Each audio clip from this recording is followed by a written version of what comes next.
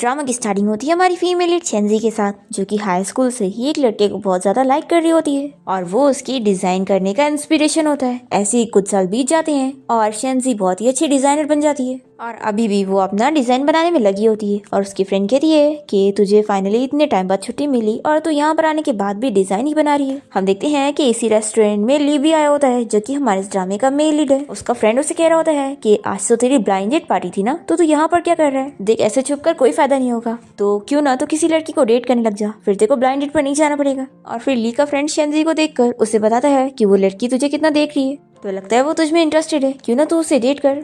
फिर ली और शेंजी जब एक दूसरे को देखते हैं तो जल्दी से अपनी नजरें दूसरी तरफ कर लेते हैं और हान कहता है कि तुझे क्या हुआ है, क्या तू लड़की में इंटरेस्टेड ही नहीं है? और फिर ली का फ्रेंड हान एक लड़की को ली के पास जाने के लिए बोलता है और फिर ये लड़की यहाँ पर ली के साथ ड्रिंक करने आ जाती है और उसके ड्रिंक में कुछ मिलाकर उसे देती है और तभी शेंजी ये देख लेती है और ली इसे दिखाने के लिए ड्रिंक कर लेता है और फिर वो लड़की ली को अपने साथ होटल में लेकर चली जाती है। तो यहाँ पर शेंजी को ली की बहुत फिक्र होने लगती है कि पता नहीं वो लड़की उसके साथ क्या करने वाली है, इसलिए वो उसके पीछे जाती है। और वो लोग लिफ्ट से जा चुके होते हैं तो इसे पैदल ही जाना पड़ता है और फिर रूम के बाहर पहुंचती है और नॉक करने लगती है और सोचती है कि कहीं वो दोनों कुछ कर ना रहे हो। तभी इतने में ली जल्दी से शेंजी को अपने रूम में ले लेता है और उसे कहता है कि तुम पूरी रात मेरी जासूसी कर रही थी, तो क्या अभी भी तुम्हें मुझे देखकर काफी नहीं हुआ? शेंजी कहती है कि मैंने देखी थी, उस लड़की ने तुम्हारे ड्रिंक में कुछ मिलाई थी, तो क्या तुम ठीक हो? तो ली शेंजी का नाम लेकर उसे किस करने लग जाता है। तो वो खुश हो जाती है कि ली को अभी भी वो याद है। फिर दोनों ही नाइट स्पेंड कर लेते हैं और नेक्स्ट मॉर्निंग शेंजी की नींद खुलती है और तभी इसे इसके अडॉप्टिव मॉम का कॉल आता है, जो कि शेंजी को बताती है कि उसके डैड बीमार हो गए। ये सुनते के साथ ही शेंजी तुरंत यहाँ से निकलती है। फिर इसके बाद ली भी उठ जाता है और वो विंडो से शेंजी को जाते हुए देखता है। तभी इसका फ्रेंड हान इसे कॉल करके कहता है कि सच में जो लड़की तुझे कल रात देखी जा रही थी, तूने उसके साथ नाइट स्पेंड कर लिया,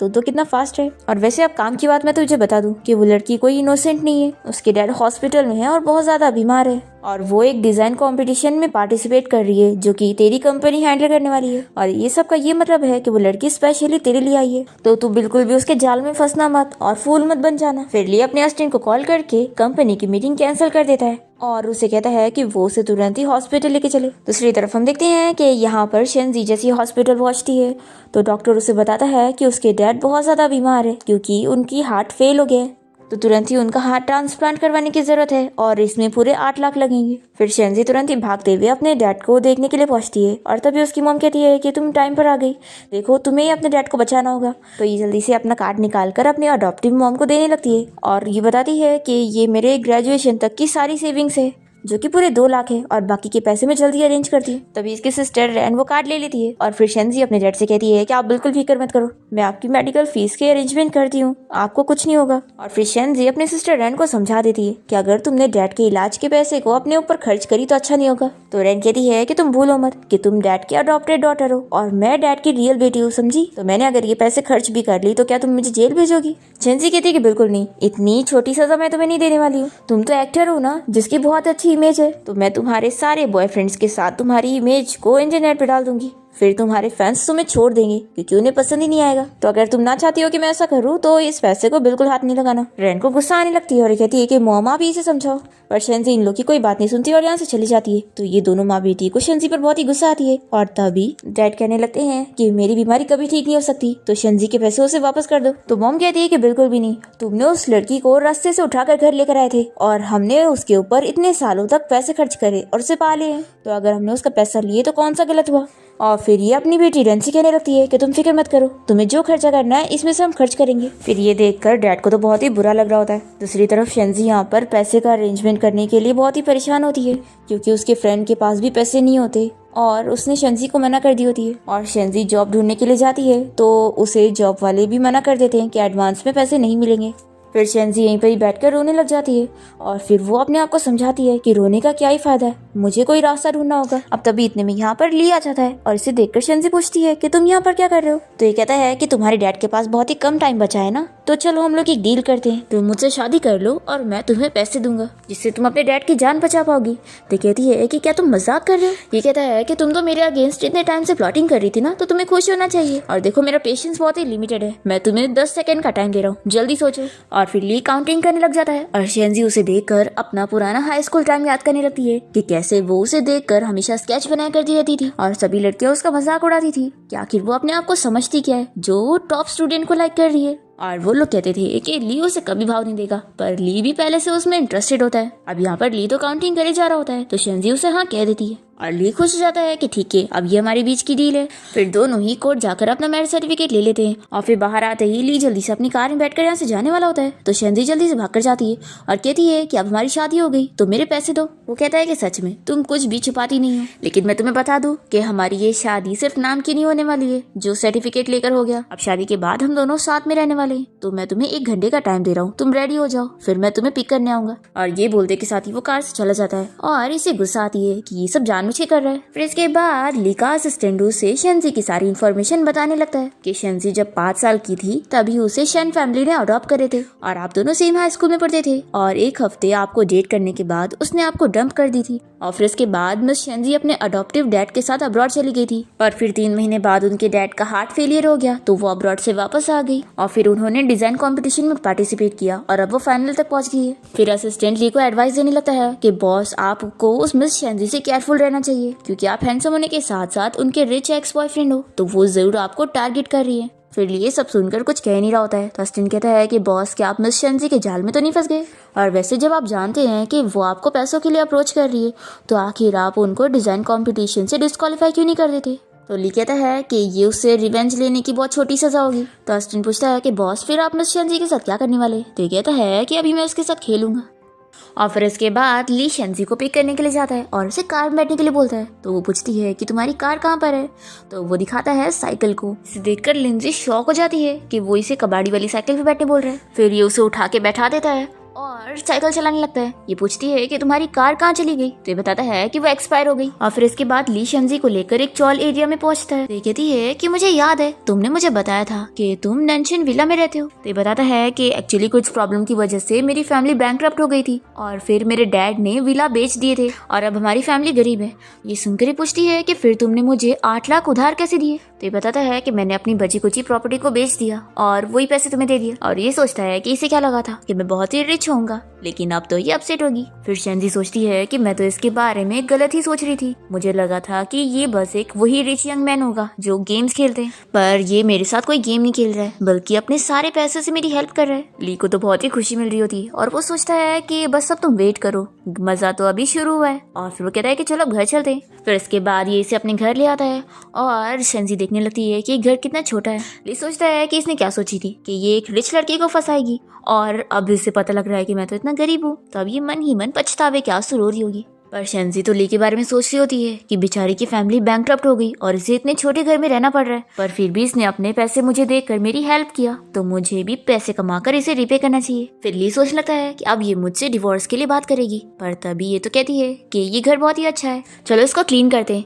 फिर ये एक रियल वेडिंग घर लगेगा। तो ये शौक होकर पूछता है कि तुम क्या कह रही हो। शेंजी कहती है कि वेडिंग घर, आखिर हम दोनों अब मैरिड है ना। फिर शेंजी ली को टच करने लग जाती है और वो सोचती है कि अब इसका शेप बदल गया, तो लगता है मुझे मेरी ड्राइंग को रीएडजस्ट करना पड़ेगा। तभी ली से दूर करता है और कहता है कि तुम ये क्या कर रही हो। तो कहती है कि मैं अपने रूम में जाती हूँ क्लीन अप करने के लिए, और फिर वो जल्दी से रूम में आकर दरवाजा बंद कर लेती है और सोचती है कि शिट, मैंने अपनी स्केच बुक तो यहाँ पर लाई नहीं। फिर अभी जो भी उसने उसका मेजरमेंट ली थी वो अपने नोट में लिख लेती है, और तभी यहाँ पर ली को शेंजी के बैग में से उसकी स्केच बुक मिल जाती है और वो उसके डिजाइन देखकर सोचता है कि ये तो अभी भी पहले की तरह बहुत ही टैलेंटेड है। और फिर उसमें वो अपनी स्केच भी देख लेता है और सोचता है कि वो बोलती थी कि वो उसमें इंटरेस्टेड नहीं है, तो आखिर उसका स्केच की बनाई हुई है। फिर ये एविडेंस के तौर पे इसका फोटो ले लेता है ताकि अगर वो मना करेगी तो ये उसे दिखाएगा। फिर रात में जब शेंजी सो रही होती है तो ली उसे आके देखने लगता है और सोचता है कि वो खुद उसे टारगेट करके उसे प्रोवोक करने आई है, तो वो अब उससे बदला लेगा। फिर नेक्स्ट मॉर्निंग जब शेंजी की नींद खुलती है तो बाहर ब्रेकफास्ट करने आती है।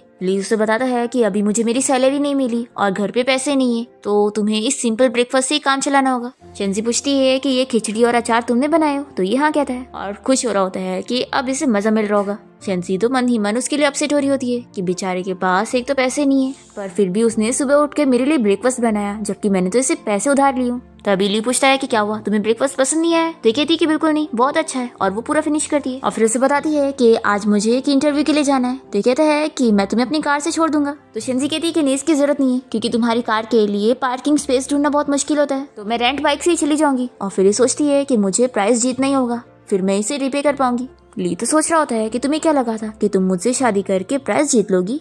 मैं अपनी पूरी कोशिश करूंगा कि तुम्हें कुछ ना मिले। फिर ली अपने असिस्टेंट को कॉल करके उसे पिक करने के लिए बुलाता है और कार से यहाँ से चला जाता है और शेंजी रेंट वाली बाइक से यहाँ से निकलती है। फिर वो ली की कंपनी में आते के साथ ही कंपटीशन के लिए पहुंचती है और वो देखती है कि इस कंपटीशन के लिए उसकी हाई स्कूल क्लासमेट्स भी आई हुई हैं। फिर शेंजी फाइनल राउंड के लिए अपनी डिजाइन देती है, जिसे देखते के साथ ही ये लोग उसे डिस्क्वालीफाई करने लगते हैं और बताते हैं कि उसकी और वेवे की डिजाइन सेम है, तो ऑर्गेनाइजेशन उसे डिस्क्वालीफाई कर रहे क्योंकि उसने कॉपी करी। फिर वे शेंजी से कहने लगती है कि हम दोनों हाई स्कूल क्लासमेट रह चुके हैं, तो भी आखिर तुम मेरी डिजाइन कैसे चुरा सकती हो। तो शेंजी कहती है कि मैंने तुम्हारी डिजाइन चुराई या फिर तुमने। तो वे कहती है कि आखिर मैं तुम्हारी डिजाइन क्यों चुराऊंगी, मैं अमेरिका की यूनिवर्सिटी से पढ़ के आई हूँ और तुम तो हाई स्कूल ड्रॉप आउट हो, तुम्हें तो कुछ आता ही नहीं है, तो तुम अपने आप को समझती क्या हो। फिर मैनेजर शेंजी से पूछती है कि अगर ये डिजाइन सच में तुम्हारी है तो तुम्हारे पास क्या प्रूफ है। तो शेंजी अपनी इनोसेंस प्रूफ करने के लिए अपना डिजाइन ड्राफ्ट दिखाती है। इसे देखकर वे तो डर जाती है कि इसके पास ड्राफ्ट भी रखा था। फिर मैनेजर शेंजी से कहती है कि अब मैं अपने सुपीरियर को इस मैटर को सॉल्व करने के लिए दूंगी, तो आप लोग रिजल्ट आने का वेट करो। ऐसा बोलकर ये इस डिजाइन ड्राफ्ट को लेके जाती है और फाड़कर डस्टबिन में फेंक देती है और हमें पता चलता है कि ये तो वेवे के साथ मिली हुई है क्योंकि वेवे के अंकल इस कंपनी के डायरेक्टर है।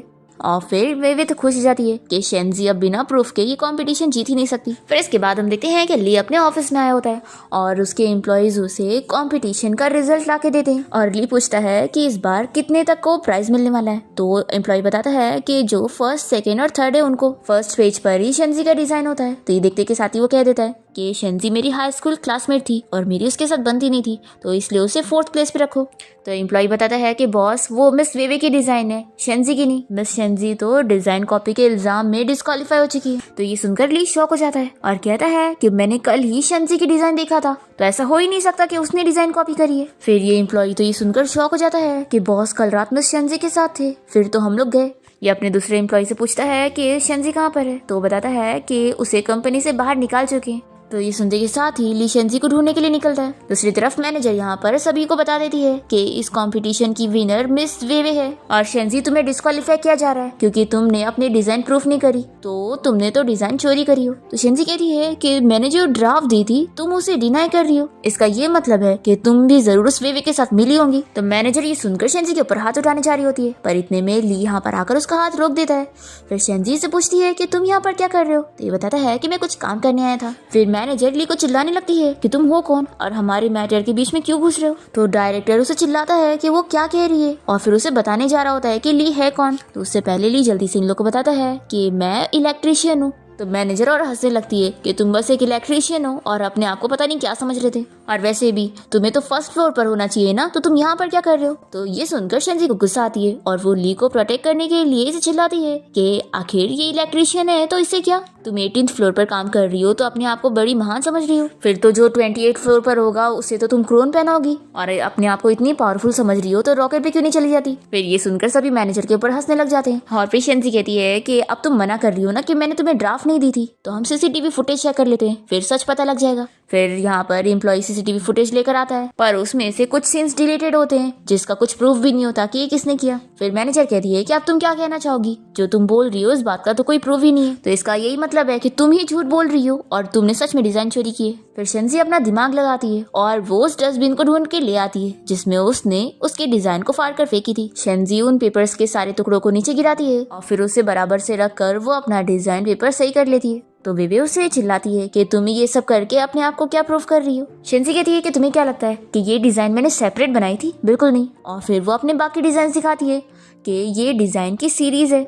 फिर सभी लोग समझ जाते हैं कि शेंजी सच कह रही है और वेवे ने उसकी डिजाइन चुराई है, पर फिर वेवे कहती है कि इन डिजाइन्स को दिखाकर कोई मकसद नहीं है, इससे थोड़ी ना प्रूफ हो रहा है कि ये डिजाइन तुमने बनाई हो। तो शेंजी कहती है कि ठीक है, तुम अपनी आंखें खोल कर देखना, अब मैं तुम्हें एक अच्छा प्रूफ दिखाऊंगी। और फिर ये उसे उसी की डिजाइन में दिखाती है, उसमें शेंजी के नाम के 3 लेटर्स लिखे हुए SZY।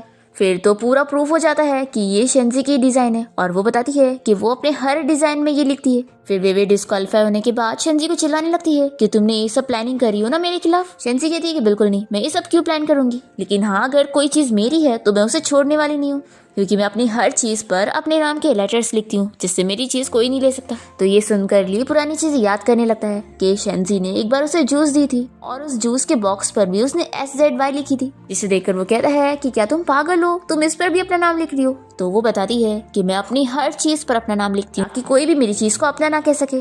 फिर डायरेक्टर शेंजी को बात करने के लिए अपने ऑफिस में लेकर जाता है और उसे माफी मांगता है सारी मिसअंडरस्टैंडिंग के लिए और उसे प्राइज विनिंग की अमाउंट देने लगता है। और वो बताता है कि वो उसे एक्स्ट्रा $200 देने वाला है जो उसकी रेपुटेशन खराब हुई इसलिए। शेंजी सुनकर शॉक हो रही होती है। तो डायरेक्टर कहता है कि ये आपको कम लग रहा है तो फिर मैं आपको $500,000 दे देता हूँ। फिर तो ये खुश हो जाती है। फिर हम देखते हैं कि ली कास्टिन उसे इस बारे में बता देता है कि आपका मिस शेंजी के साथ खास कनेक्शन है, इसलिए डायरेक्टर ने मिस शेंजी को विनर प्राइज अमाउंट के साथ साथ $500,000 एक्स्ट्रा भी दिए जो उसकी रेपुटेशन खराब हुई उस वजह से।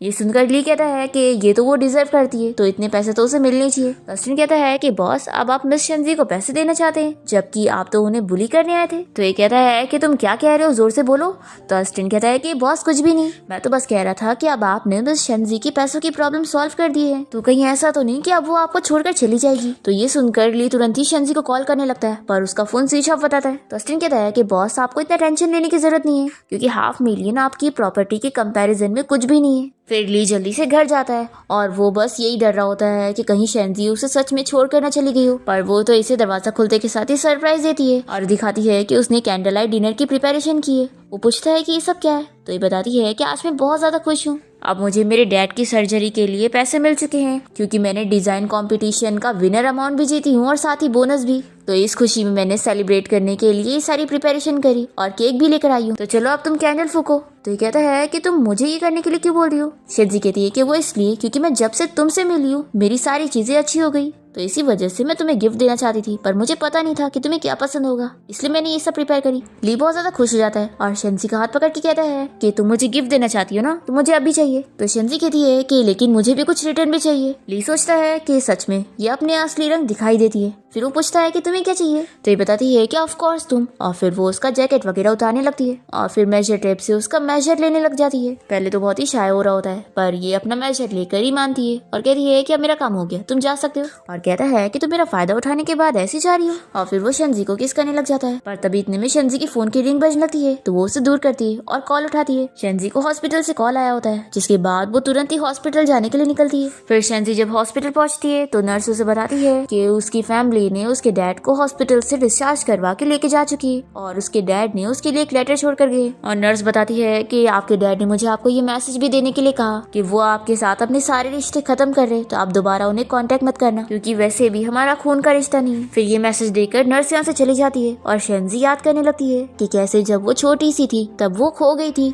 तभी रास्ते में उसे उसके अडॉप्टिव डैड मिले थे जो कि उसे बारिश में ऐसे अकेला भीगता हुआ देखकर उसकी फिक्र करके उसे अपने घर ले आए थे और वो बहुत ही डरी हुई थी। यहाँ पर उनकी वाइफ उन्हें चिल्लाती है कि तुम्हारे पास कमाकर हमें खिलाने के लिए पैसे नहीं है और तुमने इस बच्ची को कहाँ से लेकर आ गए हो। मिस्टर शेन कहते हैं कि उस बच्ची को बहुत ज्यादा बुखार था और वो बेसहारा थी तो आखिर में उसे कैसे छोड़कर आता। उनकी वाइफ उन्हें चिल्लाती है कि इस बच्ची को तो अपनी फैमिली के बारे में कुछ पता ही नहीं है तो इसे हमें अपने घर पे रखना पड़ेगा, हमारे पास खुद को खाने के लिए नहीं है और अब इसे देना पड़ेगा, तुम इसे यहाँ से वापस लेकर जाओ, हम इसे अपने घर पे नहीं रखेंगे। पर मिस्टर शेन कहते हैं कि नहीं, इसे मैं अपने घर पे रखूंगा। और फिर वो शेंजी के पास आते हैं और उसे कहते हैं कि अब से मैं तुम्हारा डैड हूँ और मैं तुम्हें शेंजी नाम से बुलाऊंगा। और फिर हम देखते हैं कि शेंजी इस घर में रहने लग जाती है पर इसकी अडॉप्टिव मॉम से हमेशा चिल्लाया करती है कि आखिर वो उनकी बेटी की चीजें क्यों ले लिया करती है। तो शेंजी बताती है कि वो मेरी चीज थी तो उसकी अडॉप्टिव मॉम कहती है कि इस घर में तुम्हारा कुछ भी नहीं है। फिर मिस्टर शेन शेंजी को सिखाते हैं कि तुम जो अपनी चीजें रहेगी उनके ऊपर अपना नाम लिख लिया करना, फिर कोई भी तुम्हारी चीज तुमसे नहीं चुरा सकता। और फिर तब से ही शेंजी अपने नाम के लेटर्स अपनी सारी चीजों पे लिख लिया करती है। इसी के साथ ही फ्लैशबैक यहाँ पर खत्म होता है और शेंजी अपने अडॉप्टिव डैड के लेटर पढ़ रही होती है। उसमें उन्होंने लिखे होते हैं कि मैं जानता हूँ कि तुम अपनी असली फैमिली को ढूंढ रही हो क्योंकि आखिरकार मैंने तो बस तुम्हें पाला हूँ और तुम्हारी फैमिली तो कोई और है और तुम मेरी फिक्र मत करना क्योंकि मैं ट्रीटमेंट पे गिव अप नहीं करूंगा।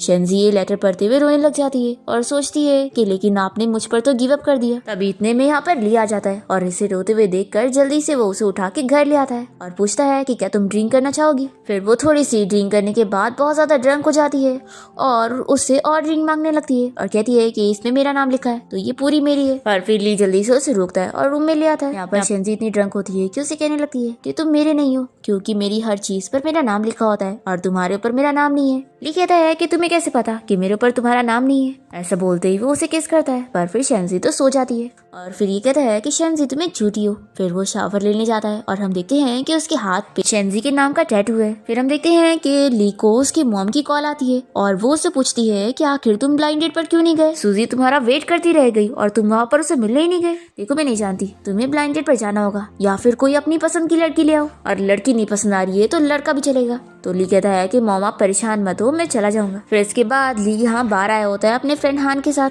और हान इसके ऊपर हंस रहा होता है कि अच्छा तो वो ड्रंक हो गई तो तू यहाँ पर भाग कर आ गया कि कहीं वो तेरे साथ कुछ कर ना दे। पर हाँ वो लड़की सच में सिंपल नहीं है। मैंने उसके बारे में पता किया कि वो बहुत ही अच्छी पेंटर थी। अगर वो चाहती तो पेंटिंग करके ही बहुत पैसे कमा सकती थी, पर फिर भी उसने डिजाइन कंपटीशन में पार्टिसिपेट की। वो इसलिए क्योंकि वो तुम तक पहुंचना चाहती थी। इसका मतलब है कि वो पैसों के लिए तो तुम्हारे पास नहीं आई है, तो कहीं ऐसा तो नहीं कि वो तुम्हारी बॉडी के लिए आई है। ऐसा बोलते हुए हान हंसने लग जाता है तो ली उसे गुस्से में देखता है।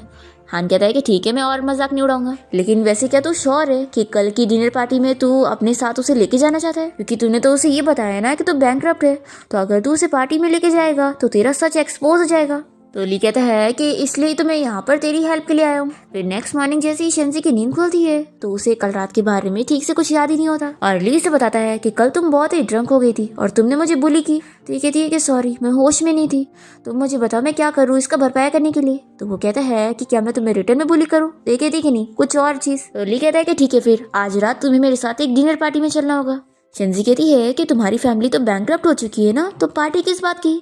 तो ली कहता है कि एक्चुअली मेरी ग्रैंडमा और मेरी मॉम इस बात को बिल्कुल एक्सेप्ट नहीं कर पा रहे कि हम गरीब हो गए और ऊपर से मेरी फियांसी ने भी मुझसे शादी तोड़ ली। तो ये सुनने के बाद शेंजी सोचती है कि अब मुझे समझ आया कि इसने रैंडमली मुझसे शादी क्यों कर लिया, क्योंकि ये अपनी फियांसी से गुस्सा है जो वो उसे छोड़कर चली गई। फिर ये इसके साथ डिनर पे चलने के लिए मान जाती है और ये कहता है कि ठीक है फिर अभी हम लोग शॉपिंग पर चलेंगे। फिर वो इसे शॉपिंग के लिए मॉल में ले आता है और ये कहती है कि यहाँ की ड्रेस तो बहुत एक्सपेंसिव होगी, तो चलो हम लोग कहीं और चलते हैं।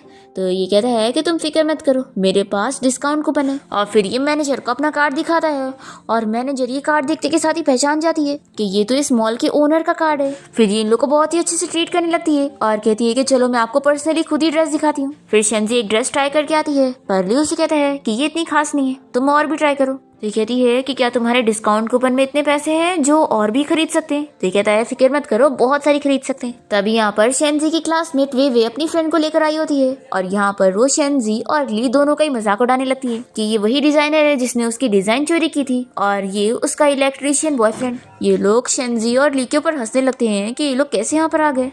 तो शेंजी कहती है कि तुम लोग यहाँ पर आ सकते हो लेकिन हम लोग नहीं। और फिर ये विवे को दिखाने के लिए ली से कहती है कि हस्बैंड हम लोग के पास बहुत पैसे है ना, तो मैं और भी लिमिटेड एडिशन वाली ड्रेस ट्राई करके आती हूँ। फिर जब शेंजी ड्रेस ट्राई करने जाती है तो देखती है कि सारी ड्रेसेस तो बहुत ही महंगी है। ये सोच लेती है कि ये ड्रेस का पैसा मैं खुद ही दे दूंगी और उसे परेशान नहीं करूंगी। यहाँ पर विवे और उसके फ्रेंड मिलकर ली को भड़का रहे होते हैं कि वो शेंजी को छोड़ दे क्योंकि वो अच्छी नहीं है, पर ये इन लोग की बातों में बिल्कुल नहीं आता है और इन लोग को दूर करता है। तभी शेंजी यहाँ पर आकर ली से पूछने लगती है कि हस्बैंड मेरी ये ड्रेस कैसी लग रही है? तो वो कहता है कि बहुत अच्छी। और फिर वो स्टाफ से सारी लिमिटेड एडिशन वाली ड्रेस पैक करने के लिए बोल देता है और फिर बिल पे करने के लिए अपना कार्ड निकालने जा रहा होता है। तो शेंजी कहती है कि तुम रहने दो, कल मुझे बोनस मिला था तो मैं पे कर देती हूँ, पर ये मना करता है और कहता है कि मेरे कार्ड में डिस्काउंट है तो मैं ही पे करूंगा। स्टाफ को कहता है कि अब तो उसे बहुत ज्यादा डिस्काउंट मिलना चाहिए और फिर बहुत ही कम प्राइस में वो लिमिटेड एडिशन वाले कपड़े खरीद लेता है। ये देखकर तो शेंजी भी शॉक रह जाती है और उसकी दोनों क्लासमेट्स भी। और फिर शेंजी और ली के यहाँ से जाने के बाद शेंजी की क्लासमेट वे भी बहुत सारी लिमिटेड एडिशन वाली ड्रेस खरीदने लगती है, ये सोच कर के उसे भी यहाँ पर डिस्काउंट मिलने वाला है। पर स्टाफ जब इतने सारे पैसे का बिल बताती है तो ये लोग शॉक रह जाते हैं कि इनके लिए कोई डिस्काउंट नहीं है। और फिर स्टोर की मैनेजर यहाँ पर गार्ड को बुलाती है कि वो लोग बिना पैसे दिए यहाँ से नहीं जा सकते। फिर इसके बाद शेंजी यहाँ वॉशरूम में होती है और वो इसी बारे में सोच रही होती है कि कितने कम पैसे में उसे इतनी महंगी ड्रेस मिल गई और ये अभी भी उसे सपने जैसा लग रहा होता है। इतने में यहाँ पर वे आ जाती है और उसके ऊपर पानी फेंक कर चिल्लाने लगती है कि जरूर तुम उस सेल्स गर्ल के साथ मिली हुई थी ना हमारी बेइज्जती करने के लिए। तुम्हें क्या लगता है कि तुम कंपटीशन में जीत गई तो तुम्हें बहुत फायदा होगा? बिल्कुल नहीं, मेरे अंकल की वजह से उस इवेंट की कुछ भी चीज लीक नहीं होगी और मेरा नाम बिल्कुल खराब नहीं होने वाला और मैं अभी भी वही फेमस डिजाइनर रहूंगी और तुम वही गरीब लड़की जिसे कुछ नहीं आता है और तुम कभी टॉप पर नहीं पहुंच पाओगी। तो शेंजी पूछती है कि तुम क्या करना चाहती हो? ये कहती है कि आज मैं तुम्हें सबक सिखाऊंगी। दूसरी तरफ हम देखते हैं कि यहाँ पर ली इस बारे में सोच रहा होता है कि वो अभी तक वॉशरूम से बाहर क्यों नहीं आई। शेंजी यहाँ पर विवे से कहती है कि तुम अगर मुझे मारोगी तो तुम्हें पता है ना ये लॉ के खिलाफ है वे कहती है कि तुम कुछ नहीं कर सकती क्योंकि तुम्हारे पास कोई प्रूफ ही नहीं होगा क्योंकि यहाँ का सीसीटीवी खराब है। ये सुनकर शेंजी तो खुश हो जाती है और कहती है कि ये तुम्हें मुझे पहले बताना चाहिए था ना। और फिर वो इन दोनों को मार मार के सबक सिखाती है और वे को वार्न करती है कि अगर वो दोबारा उसे परेशान करने आएगी तो उसके साथ अच्छा नहीं होगा। अब तभी यहाँ पर ली आकर शेंजी से पूछने लगता है कि क्या तुम ठीक हो। तो वो बताती है कि मैं तो ठीक हूँ। तो वो कहता है कि चलो अब घर चलते हैं और उसे यहाँ से ले जाने लगता है। तभी वे शेंजी को मारने के लिए उसके ऊपर बाल्टी फेंक देती है, पर ली जल्दी से बीच में हाथ करके उसे बचा लेता है और उसके हाथ पे चोट लग जाती है। ये देखकर शेंजी उसकी फिक्र करने लगती है कि उसके हाथ पे चोट लग गई। तो वो कहता है कि मुझे कुछ नहीं हुआ है, हम लोग घर चलते हैं। पर वे इन लोग को रोकने का बोलती है और ली को सब बताने लगती है और कहती है कि क्या तुम्हें पता भी है कि तुम्हारी गर्लफ्रेंड कैसे टाइप की है। ये एक ऑर्फन है जिसे बचपन में ही किसी गार्बेज कलेक्टर ने अपने घर में पाल लिया था और ये फ्री में स्कूल गई है। ये काम करके अपनी फीस भरा करती थी और लेफ्ट ओवर खाती थी। ये एक स्ट्रे डॉग से कम नहीं थी और इतनी शेमलेस थी कि स्कूल के टॉप स्टूडेंट को लाइक किया करती थी। और तुमने कभी इसकी नोटबुक देखी हो, उसमें इसने अपने सारे क्रशेस की स्केच बनाई हुई है। तो ली शेंजी का हाथ पकड़ता है और उसे कहता है कि तो क्या हुआ। तो ये कहती है कि सच में तुम मुझे जाने पहचाने लग रहे हो। मैं पहचान गई, तुम ही वो स्कूल बॉय हो ना जिसे ये लाइक किया करती थी। मैं तुम्हें बता दूं कि इसकी नजरों में तुम बस एक रिप्लेसमेंट थे और कुछ भी नहीं। शेंजी ली से कहती है कि ऐसा कुछ भी नहीं है। तो वो भी इसकी बातों पे बिलीव नहीं करता और शेंजी को लेके जाने लगता है। तो वे चिल्लाती है कि आखिर तुम्हें अभी भी यही क्यों पसंद आ रही है, मैंने तुम्हें इसके बारे में इतना सब कुछ बता दी फिर भी। तो कहता है कि मैं अपनी खुशी से इसके साथ हूँ। और फिर ली शेंजी को अपनी कार के पास ले आता है और बैठने के लिए कहता है। तो ये कहती है कि तुम्हारे पास ये कार कहाँ से आई। ये बताता है कि मैंने रेंट पर लिया। और फिर ऐसे कहता है कि चलो अब इस बारे में बात करते हैं कि तुम कितने सारे स्कूल बॉयज को चेस किया करती थी। तो ये कहती है कि तुम गलत समझ रहे हो, वो सब झूठ बोल रही थी। तो ली कहता है कि क्या ये भी झूठ है कि तुम मुझे चेस कर रही थी और मैं तुम्हारा क्रश था। फिर ये सोचती है कि ली तो हमेशा से ही मेरा इंस्पिरेशन रहा है और अब मेरा बेनिफैक्टर भी, जिसने मेरी इतनी हेल्प किया। फिर वो ऐसे कहती है कि मैं सच बता रही हूँ, मेरा तुम पर कभी क्रश नहीं रहा है। तो ये कहता है कि तुम झूठ बोल रही हो और फिर इसे किस करने लग जाता है। इतने में असिस्टेंट इन लोग को बीच में डिस्टर्ब करता है और कहता है कि सॉरी, मैं डिस्टर्ब नहीं करना चाहता था, लेकिन ये मेरे काम का टाइम है। फिर दोनों ही कार में बैठ जाते हैं और दोनों ही सोच रहे होते हैं कि आखिर कैसे बात की जाए। फिर शेंजी असिस्टेंट से इस बारे में पूछ लगती है कि कार का रेंट कितना है। तो रेंट सुनकर तो वो शॉक रह जाता है। ये कहती है कि तुम कंपनी के ड्राइवर हो ना, तो क्या तुम्हें ये नहीं पता। फिर वो अपने मन से कुछ अमाउंट सोचकर बताता है जो कि शेंजी को बहुत ज्यादा लगते हैं। तो लियो से इशारा करता है कि वो डिस्काउंट दे दे। फिर डिस्काउंट सुनकर तो शेंजी खुश हो जाती है। फिर शेंजी को उसकी फ्रेंड का मैसेज आता है। तो वो ली को बताती है कि अभी यहीं पर ही कार रोक देना, मैं अपनी फ्रेंड से मिलने जा रही हूँ। फिर शेंजी जब अपनी फ्रेंड से मिलने में जाती है तो वो इसे इस बारे में बताती है कि उसने इसे जिस कंपनी के ऊपर नजर रखने के लिए बोली थी, उस कंपनी के ये सारे डिजाइन सभी कलेक्शन में। और वैसे क्या तुम श्योर हो कि ये कंपनी सच में तुम्हारी फैमिली से रिलेटेड है। तो ये कहती है कि हाँ मैं श्योर हूँ। और वो सोचने लगती है कि जब वो छोटी सी थी तो सड़क पर थी, पर फिर शेन फैमिली ने उसे अडॉप्ट करे और शेंजी को पता लगा कि उसका कोई जेड पेंडेंट था जो कि उसकी अडॉप्टिव मॉम ने ले ली है। शेंजी नोटिस करती है कि उस जेड पेंडेंट का डिजाइन कुछ खास तरीके का है और फिर वो जब उस बारे में पता लगाती है तो उसे एक कंपनी के डिजाइन के बारे में पता लगता है जिसके सारे डिजाइन में वही जेड पेंडेंट की डिजाइन थी। तो इसी वजह से शेंजी ने उस कंपनी के ऊपर नजर रखी है क्योंकि उसे शक है कि उसकी फैमिली का इससे कुछ कनेक्शन है। शेंजी बताती है कि यही वो रीजन था जिस वजह से उसने डिजाइन कंपटीशन में पार्ट ली थी। फिर नेक्स्ट सीन में हम देखते हैं कि डिनर पार्टी चल रही होती है और यहाँ पर ली की चाइल्डहुड फ्रेंड सूजी सभी को ये बता रही होती है कि ली उसका फियांसी है और वो दोनों की शादी होने वाली है। इस वजह से सभी लोग उसके डैड की कंपनी के साथ कॉपरेशन कर रहे होते हैं क्योंकि उनका कनेक्शन मिस्टर ली के साथ है। अब तभी यहाँ ली पार्टी में आ जाता है और सभी लोग उसका इंतजार कर रहे थे। सूजी जाती है उसका वेलकम करने के लिए, पर वो देखती है कि उसने पहले से कोई फीमेल पार्टनर को लेकर आया जो कि कोई और नहीं शेंजी होती है। ये देखकर सभी लोग बातें करने लगते हैं कि मिस्टर ली की फियांसी अगर सूजी है तो उन्होंने कोई और लड़की को साथ क्यों लाया। यहाँ पर ली शेंजी को खाने के पास ले आता है और कहता है कि मैं अपना काम करने जा रहा हूँ तो तुम यहाँ खाना एंजॉय करो। शेंजी पूछती है कि सब कोई हम लोग को ही देख रहा है, तो अगर कोई मुझे हम दोनों के रिलेशन के बारे में पूछेगा तो मैं क्या एक्सप्लेन करूंगी। तो ली से किस करता है और कहता है कि अब तुम्हें कुछ भी एक्सप्लेन करने की जरूरत नहीं। और फिर इसके बाद वो यहाँ से एक रूम में आ जाता है जहाँ पर उसका फ्रेंड हान बैठा होता है और वो बताता है कि उसने सीसीटीवी फुटेज अच्छे से रेडी कर रखा है और वो यहीं से ही पार्टी का सारा सीन देख सकता है, शेंजी की सारी बातें भी सुन सकता है। हमें फ्लैशबैक में दिखाते हैं कि शेन सूजी को किस करते वक्त उसके कपड़े में रिकॉर्डर डाल रहा होता है और इन लोग का प्लान होता है कि इस तरीके से लोग शेंजी के ऊपर नजर रखकर पता लगाएंगे कि वो करना क्या चाहती है। अब तभी हम देखते हैं कि सूजी यहाँ पर शेंजी से बात करने आती है और उसे कहती है कि विवी ने मुझे सब बताई कि तुमने कैसे उसका डिजाइन चुरा ली और उसका अवार्ड भी उससे छीन ली। तुम सच में पहले की तरह ही हो जो दूसरों की चीजें चुराती हो, और जरूर तुम इसीलिए अब्रॉड से वापस आई ना ताकि तुम ली को फंसा सको। तो शिंजी इसे बताती है कि मैं डिजाइन कंपटीशन के लिए यहाँ पर आई हूँ। ये सारी बातें ली और उसका फ्रेंड हान ये सब सुन रहे होते हैं। शिंजी सोचती है कि सूजी ली की एक्स फियांसी है जो उसके बैंक ठप्प होने के बाद उसकी शादी तोड़कर चली गई थी। ये सोचती है कि चलो मैं ली की हेल्प कर देती हूँ और इसे सबक सिखाती हूँ। सूजी से कहने लगती है कि तुम डिजाइन कंपटीशन के लिए आई हो ना, तो चलो मैं तुम्हारी हेल्प करती हूँ वापस से कंपटीशन में पार्टिसिपेट करने में, लेकिन मेरी बस एक ही शर्त है कि तुम ली को छोड़कर चली जाओ। तो शिंजी इसके लिए मना करती और बताती है कि मैं ली से प्यार करती हूँ इसलिए मैं उसे छोड़कर नहीं जाऊंगी। ये सुनकर ली तो खुश हो जाता है और सूजी पूछती है कि तुम ये क्या कह रही हो, तुम तो पहले कह रही थी कि तुम डिजाइन कंपटीशन के लिए यहाँ पर आई हो। शिंजी कहती है कि मैंने ये बोली ना कि मैं डिजाइन कंपटीशन के लिए आई हूँ, ये तो नहीं बोली कि मैं सिर्फ उसके लिए आई हूँ। मैं ली को लाइक करती हूँ और वो भी मुझे लाइक करता है, और तुम हम दोनों के बीच में आने की सोचना भी मत। सूजी कहती है कि नहीं, मुझे यकीन नहीं हो रहा कि आखिर ली तुम्हारे साथ रिलेशन में कैसे हो सकता है। तो शिंजी इससे ली की बहुत ज्यादा तारीफें करने लगती है और बताती है कि वो उसे कितना ज्यादा लाइक करती है और वो चाहती है कि वो जिंदगी भर उसके साथ रहे। यहाँ पर ली ये सुनकर बड़ा खुश हो रहा होता है और फिर हान इसका मजाक उड़ाने लग जाता है कि वो उसे मच्छी की तरह कांटे में फंसा रही है। तभी सूजी शिंजी को चिल्लाने लगती है कि रुको, अभी मैं तुम्हें सबक सिखाती हूँ। ये सुनते के साथ ही ली यहाँ से निकल जाता है शिंजी को बचाने के लिए। यहाँ पर सूजी शिंजी के ऊपर हाथ उठाने जा रही होती है पर वो इसका हाथ पकड़ के रोक देती है। तो सूजी कहती है कि तुम अपने आप को समझती क्या हो, तुमने सोची भी कैसे कि ली की फैमिली तुम जैसी लड़की के साथ शादी करेंगे। आखिर तुम में ऐसा है क्या, और ऊपर से तुम स्कूल से ड्रॉप आउट भी हो चुकी थी और तुम्हारे डैड ने भी तो चोरी किए थे ना, तो तुम ही सोचो कि आखिर ली फैमिली तुमसे शादी क्यों करेंगे। शिंजी कहती है कि आखिर तुम्हें इस बारे में कैसे पता। तो कहती है कि मैं जानती हूँ, तुम्हारे डैड ने पेंटिंग का कलर चुराए थे ना, और उसी से ही तुम अवार्ड फंक्शन में जीती थी। इसका ये मतलब है कि तुम्हारे एक भी पेंटिंग क्लीन नहीं है। शिंजी को शक हो जाता है कि इसे ये सब कैसे पता कि इसके डैड के ऊपर पेंटिंग के कलर चोरी का इल्जाम लगा था। फिर हमें फ्लैशबैक में दिखाते हैं कि शिंजी को अपनी डिजाइन के लिए अवार्ड मिल रहा होता है, पर फिर उसे पता लगता है कि उसके डैड को यहाँ पर जेल हो रही है। पर शिंजी के डैड उसे बताते हैं कि उन्होंने कोई चोरी नहीं करे और उन्हें तो वो कलर गार्बेज में मिला था और तभी वो उसके लिए लेकर आए थे और उन्होंने सच में चोरी नहीं की।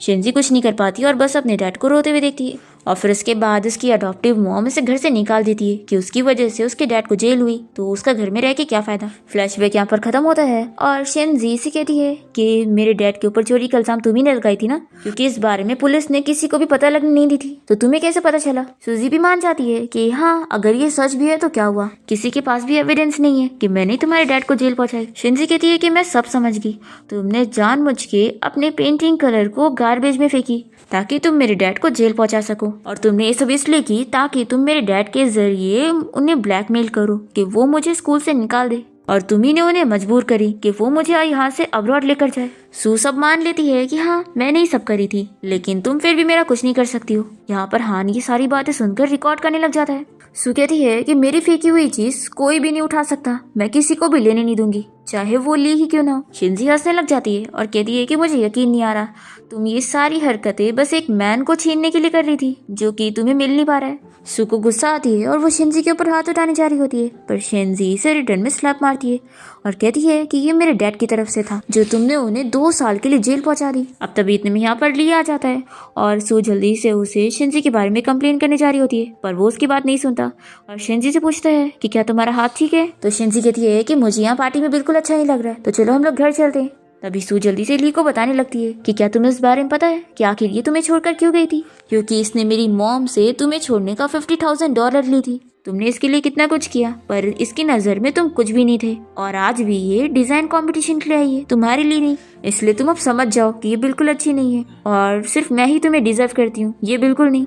शिंजी को गुस्सा आता है और वो इसे चिल्लाने जा रही होती है, पर जल्दी से ली उसे पकड़ के किस कर लेता है। ये देखकर सू बहुत ही गुस्सा हो जाती है और चिल्लाती है कि ली, क्या तुम पागल हो गए हो, तुम्हें मेरी बात सुनाई नहीं दे रही है। ली कहता है कि कम से कम उसकी नजरों में मेरी 50,000 की तो वैल्यू है, तुम बताओ तुम्हारे दिल में मेरी कितनी वैल्यू है। और फिर ली यहाँ पर सभी गेस्ट के सामने ये चीज क्लियर करता है कि उसकी और सूजी की कोई एंगेजमेंट नहीं है और ना उनकी कभी शादी होने वाली है। और ये क्लियर करने के बाद वो यहाँ से शेंजी को लेकर चला जाता है और फिर सभी लोग सूजी की फैमिली के साथ अपने कॉन्ट्रैक्ट खत्म कर लेते हैं, क्योंकि वो लोग उसके साथ इसीलिए कॉन्ट्रैक्ट कर रहे थे क्योंकि उन्हें लगा था कि उसकी शादी ली के साथ होने वाली है। अब यहाँ पर हम देखते हैं कि शेंजी ली को इस बारे में एक्सप्लेन करने लगती है कि ये सच है कि 6 साल पहले मेरी मॉम ने सूजी की मॉम से पैसे जरूर ली थी, पर मुझे इस बारे में कुछ नहीं पता था। ली पूछता है कि अगर तुम्हें पता होता तो? ये कहती है कि अगर मुझे पता होता तो मैं तुम्हें छोड़कर नहीं जाती, पर इसके बाद मैं जब वापस तुम्हें कांटेक्ट करना चाहती थी तो मैं नहीं कर पाई क्योंकि मुझे लगा कि मेरी वजह से तुम ऐसी प्रॉब्लम में फंस चुके हो।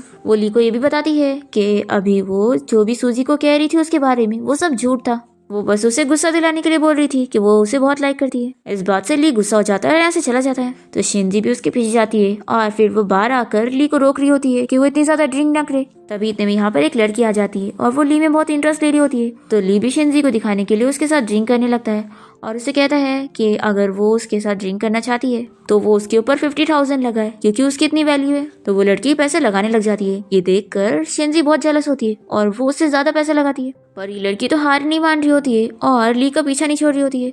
तो शेंजी इसे अपना और ली का मैरिज सर्टिफिकेट दिखा देती है।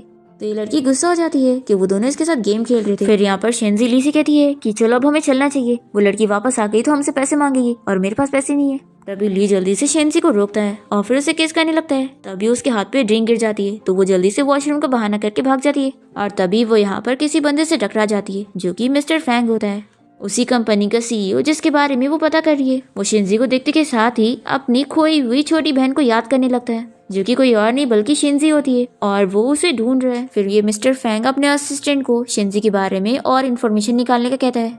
अब तभी हम यहाँ सूजी को देखते हैं जो कि शेंजी से बदला लेने के लिए 2 गुंडों को हायर करती है और वो शेंजी को ड्रग दिलवाकर उसे किडनैप करवा लेती है और उन लोगों को उसकी रेपुटेशन खराब करने का बोलती है ताकि इसके बाद ली उसे खुद ही छोड़ दे। दूसरी तरफ ली को यहाँ शेंजी की फिक्र होती है और तभी उसे उसका पर्स मिल जाता है, पर उसका कॉल भी नहीं लग रहा होता है तो ये उसे ढूंढने लगता है। दूसरी तरफ ये गुंडे सूजी को होटल रूम में ले आते हैं और यहाँ पर उसे हैरेस करने वाले होते हैं, पर तभी टाइम पर यहाँ पर वो लड़की आ जाती है जो कि शेंजी और ली के साथ बार में ड्रिंक कर रही थी। यहाँ पर वो उसकी हेल्प करती है और उसे उन गुंडों से बचाने लगती है और फिर यहाँ पर ली भी आ जाता है और उन गुंडों से फाइट करके इन दोनों को बचाता है। फिर शेंजी और उस लड़की की अच्छी फ्रेंडशिप हो जाती है और फिर इसके बाद हम देखते हैं कि शेंजी और ली के बीच में सब कुछ ठीक हो जाता है और फिर दोनों ही डेट करने लग जाते हैं। फिर इसके बाद शेंजी ली की कंपनी में जॉब करने आ जाती है और एक एम्प्लॉय उसे उसका ऑफिस दिखाने लगती है, पर ये ऑफिस नहीं बल्कि स्टोर रूम ज्यादा लग रहा होता है। मेरा यहाँ पर बहुत कनेक्शन है और खास करके मेरे अंकल, उनकी वजह से ही तो मैं यहाँ पर इंचार्ज हूँ और मेरी चलती है। तो अब तुम जाओ स्टोर रूम में और अपना काम करो क्योंकि यही तुम्हारा ऑफिस है, ऐसा बोलकर ये चली जाती है। फिर शेंजी अंदर जाकर अपनी फ्रेंड से कॉल पर बात करने लगती है और तभी हम देखते हैं कि वे उसका रूम लॉक करवा देती है और फिर वो मीटिंग रूम में चली जाती है ताकि शेंजी यहाँ मीटिंग रूम में ना पहुंच पाए और फिर उसे फायर कर दिया जाए। पर फिर वे ली को मीटिंग रूम में देखकर सोचती है कि आखिर शेंजी का बॉयफ्रेंड यहाँ पर क्या कर रहा है। शेंजी को यहाँ पर ना देखकर वो इन लोग से पूछता है कि शेंजी यहाँ पर खुद मीटिंग के लिए नहीं आई या फिर तुम लोगों ने उसे मीटिंग के बारे में बताया ही नहीं। तो ये लोग उसे झूठ बोलने लगते हैं कि वो खुद ही यहाँ पर नहीं आई है। दूसरी तरफ शेंजी यहाँ पर कैसे भी करके लॉक खोलने की कोशिश करती है ताकि वो मीटिंग के लिए जा पाए, पर तभी उसके हाथ में चोट लग जाती है। फिर ली को दिखाने के लिए एक एम्प्लॉय शिंजी को कॉल करने की एक्टिंग करती है और शिंजी कॉल उठा लेती है और बताती है कि वो यहाँ स्टोर रूम में फंस गई है। ली सुन लेता है और तुरंत ही शिंजी को ढूंढने के लिए जाता है और फिर वो दरवाजा तोड़कर शिंजी को बचा लेता है और उसे रूम से बाहर निकालता है। और शिंजी बताती है कि वे और उसकी दूसरी फ्रेंड ने उसे यहाँ पर लॉक करे थे। ये जानने के बाद ली उन लोगों को फायर कर देता है और शिंजी को पता लग जाता है कि वो कोई बैंकरप्ट नहीं है बल्कि अभी भी बहुत ही अमीर है। ली उसे एक्सप्लेन करना चाह रहा होता है तो कहती है कि तुम क्या बताना चाहोगी, क्या आखिर तुम मेरे साथ वेडिंग गेम क्यों खेल रहे थे या फिर तुम गरीब बनने की एक्टिंग करके मेरा मजाक बना रहे थे। ली उसे मनाने लगता है और कहता है कि तुम चाहे कितनी भी गुस्सा हो, तुम इस चीज के लिए डिनाई नहीं कर सकती कि हमारा मैरिज सर्टिफिकेट रियल है और हमारे बीच में डील हुई थी, इसलिए तुम मुझे छोड़कर कहीं नहीं जा सकती। शिंजी कहती है कि हमने सर्टिफिकेट लिए तो क्या हुआ, हम वापस से डिवोर्स भी ले सकते हैं। तो ये कहता है कि मैं नहीं मानने वाला हूँ। शिंजी कहती है कि ऐसी बात है तो मैं तुम पर केस कर दूंगी। तो ये कहता है कि मैं जज से जाके बात करूंगा और उन्हें मना ही लूंगा, फिर तुम्हें मेरे पास ही रहना पड़ेगा और तुम मुझे छोड़कर नहीं जा सकती हो। फिर शिंजी भी मान जाती है और दोनों किस करने लगते हैं। इतने में यहाँ पर ली की मॉम आ जाती है और इन दोनों को ऐसे देखकर चिल्लाने लगती है। तो ली अपनी मॉम को अपना मैरिज सर्टिफिकेट दिखाता है और बताता है कि हमारी शादी हो चुकी है। ली की मॉम तो ये जानने के बाद बड़ी खुश हो जाती है कि अब उन्हें डॉटर इन लॉ मिल गई है और फिर वो शिंजी से बहुत सारी बातें करने लगती है और उसे कहती है कि आज तुम मेरे साथ घर चलोगी। और फिर ली की ग्रैंड माँ भी अपनी ग्रैंड डॉटर इन लोग को देखकर बड़ी खुश होती है और इन लोग को ये लोग ड्रग दे देते हैं ताकि उन्हें जल्दी से ग्रेट ग्रैंडसन मिल जाए। फिर हम मिस्टर फैंग को देखते हैं जो कि शिंजी के बारे में सब जान जाता है कि वो सच में उसकी सिस्टर है और फिर वो एक पार्टी रखता है ये चीज अनाउंस करने के लिए। पर इससे पहले इस बारे में सूजी को पता लग जाता है कि शिंजी कोई और नहीं बल्कि इतने रिच फैमिली से बिलोंग करती है और उसका भाई पार्टी में उसके बारे में सभी को बताने वाला है। फिर ये शिंजी की अडॉप्टिव सिस्टर रेन के साथ मिल जाती है कि पार्टी में वो उसकी जगह फैंग की सिस्टर बनने का प्रिटेंड करे और क्योंकि जेड पेंडेंट उसके पास रहेगा तो सबको उस पर बिलीव करना पड़ेगा। फिर हम देखते हैं कि यहाँ पार्टी में मिस्टर फैंग शिंजी के बारे में सबको बताने लगता है कि वो उसकी सिस्टर है। वो पूरी स्टोरी सुनाता है कि कैसे वो बचपन में उससे खो गई थी और इस बात का वो अपने आप को हमेशा ब्लेम देता था कि उसकी वजह से उसकी छोटी बहन गुम हुई है। शिंजी को भी बचपन की चीजें याद आने लगती है कि वो सच में उसका भाई है और फिर वो जेड पेंडेंट के बारे में बताने वाली होती है कि इतने में यहाँ पे रेन जेड पेंडेंट लेकर पहुंच जाती है और शिंजी के भाई से कहती है कि वो ही उसकी सिस्टर है क्योंकि जेड पेंडेंट भी उसके पास है। पर शिंजी के भाई मिस्टर फैंग को तो सब पता होता है कि उसकी सिस्टर कौन है। यहाँ पे उसका असिस्टेंट डीएनए टेस्ट रिपोर्ट ले आता है जिसमें कंफर्मली पता लग जाता है कि उसकी बहन कोई और नहीं शिंजी है। फिर यहाँ पर वो पुलिस को भी बुला लेता है रेन को अरेस्ट करवाने के लिए। तो पुलिस ऑफिसर को देखने के साथ ही रेन यहाँ से भागने लगती है और वो सूजी की पोल खोल देती है कि ये काम उसी ने उसे दी थी। फिर यहाँ पर शिंजी अपने भाई फैंग से मिलती है और दोनों ही हक करते हैं और फिर वो उसे अपने मॉम डैड से मिलवाने के लिए लेकर जाता है। शिंजी फाइनली अपनी फैमिली से मिलकर बहुत ज्यादा खुश होती है जिन्हें वो इतने सालों से ढूंढ रही थी।